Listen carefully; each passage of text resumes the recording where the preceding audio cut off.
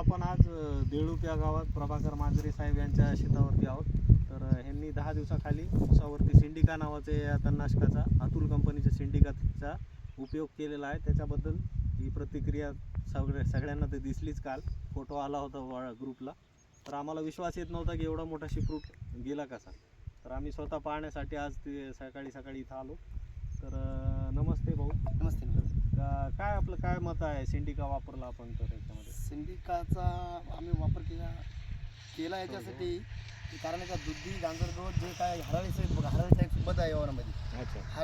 हराळ पण याच्यात जळाली. हराळ जळाली म्हणजे आता विचार करायची गोष्ट. पण उसाला बाधा नाही. एक महत्वाचा प्रश्न आहे, उसाला बाधा नाही. उसाला बाधा नाही. हा, किती तुम्ही मारून बघा, कुठं पिवळा दिसणार नाही, शेंगा वगैरे करा अजिबात नाही. त्याचा हेच आहे.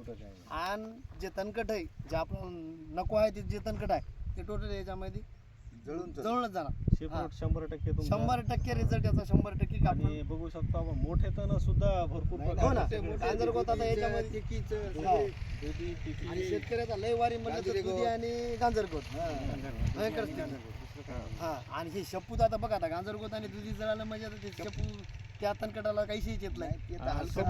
स्टिकर पण वापरले का? बिलकुल स्टिकर वापर. इफिकॅक्स नावाचं स्टिकर हो ना. आहे. इफिकॅक्स स्टिकर एक वापरले, हा खूप महत्वाचा पॉइंट आहे. कारण या बारीक पानाच्या तणाचं सरफेस खूप लहान असतो, पृष्ठभाग खूप कमी असतो. ते औषध त्याला चिटकण्यासाठी आपण चिटकण्यासाठी आपलं जे मागच्या वेळी कंपल्सरी चांगले पाहिजे.